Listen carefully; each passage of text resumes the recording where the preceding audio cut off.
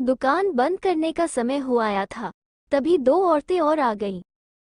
भैया साड़ियाँ दिखा देना, कॉटन की, चुनरी प्रिंट में। आज मेरी खुशी का ठिकाना नहीं है। 5 महीने हो गए हैं अपनी ये छोटी सी दुकान खोले। आज से पहले कभी ऐसा नहीं हुआ। सुबह से 10-15 कस्टमर आ चुके हैं और बिक्री भी ठीक ठाक हो गई है। सच बोलूं तो इस दुकान का किराया निकालना भी बहुत मुश्किल हो रहा था। रोज 1 या 2 साड़ी तो कभी एक सूट बेच पाता था, या कभी सिर्फ 1-2 दुपट्टे ही। मैंने माँ की सारी जमा पूंजी लगा दिया है। सोचा था माल ठीक रखूंगा तो लोग आएंगे ही, लेकिन लोग आते ही नहीं थे। दुकान भी मेन रोड से सटे एक पतली सी गली में मिली है। लोगों को तो ठीक से दिखता भी नहीं होगा, पर एक बोर्ड मेन रोड पर लगा रखा है मैंने। सामने मेन रोड पर ही एक सरदार जी की साड़ियों की दुकान है। इस छोटे शहर के ज्यादातर लोग उन्हीं की बड़ी दुकान से कपड़े लेते हैं। रोज सैकड़ों कस्टमर उनके दुकान पर आते हैं, पर लगता है माँ के आशीर्वाद से उनके दुकान की रौनक मैं अब कुछ कम कर दूंगा। आज खुशी के साथ हैरानी भी हो रही है। कल ही तो माँ से मैं फोन पर दुकान बंद कर गली से निकलते हुए बातें कर रहा था। माँ, चाचा ने ठीक ही कहा था, कोई छोटी मोटी नौकरी कर ले, दुकान चलाना तेरे बस की बात नहीं। और इतनी पगड़ी देकर दुकान भी मिली तो एक गली में जहाँ ग्राहक ही नहीं पहुँच पाते। सारे ग्राहक तो मेन रोड पर बड़ी दुकान पर चले जाते हैं। किराया निकालना भी मुश्किल हो रहा है।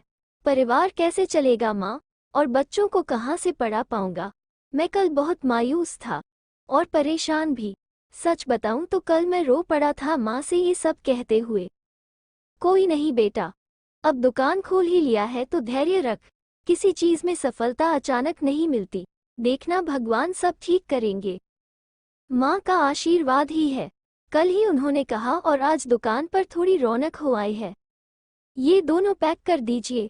उन्हें साड़ियाँ पसंद आ गई थी। मैं उनका बिल बना रहा था तभी एक औरत बोल पड़ी, सरदार जी ने ठीक कहा कि कॉटन की साड़ियाँ भी अच्छी मिल जाएगी यहाँ, और दाम भी ठीक लगाते हैं। जी कौन सरदार जी? यही अपने बूटा जी साड़ी वाले। उनके पास चुनरी प्रिंट की साड़ियाँ नहीं थी। मुझे बड़ा आश्चर्य हुआ। बूटा जी अपने कस्टमर यहाँ क्यों भेज रहे हैं? उनके यहाँ तो खुद सारे कलेक्शन होते हैं। मैंने पैसे लेकर गल्ले में रख लिया। दुकान बंद कर उनके दुकान पर पहुंचा। वे भी दुकान बंद ही कर रहे थे। बूटा सिंह जी, आपने अपने ग्राहकों को मेरी दुकान पर भेजा? ओए नहीं जी, बस उन्हें जो चाहिए था वो मेरी दुकान पर नहीं था तो आपका दुकान बता दिया। मैं जानता हूँ, इनके दुकान पर सब होता है। उनके वकर साड़ियाँ समेट रहे थे, उनमें कुछ वैसी ही साड़ियाँ भी थी। मैं ये देख फिर उनकी तरफ देखा। इसमें आपका नुकसान नहीं होगा बूटा सिंह जी? नुकसान की क्या बात है जी, सबकी गृहस्थी चलनी चाहिए, तुम्हारा भी तो परिवार है। शायद इन्होंने कल फोन पर माँ से मेरी बात सुन ली थी। मैं इस बात पर खुश हो रहा था कि ये सब माँ के आशीर्वाद से हो रहा है, पर ये सब आप। ओए नहीं पुत्र, ये सब माँ का ही आशीर्वाद है। हम सब की माएँ तो एक सी ही तो होती है ना। उन्हें देख मैं खुद अपनी सोच पर शर्मिंदा था। मेरी आंखें नम हो आईं। वे मेरे कंधे पर हाथ रख ये कहते हुए निकल गए, मेरी माँ ने मुझसे ये कहा था, अपने साथ साथ दूसरों के पेट का भी थोड़ा ख्याल रखना।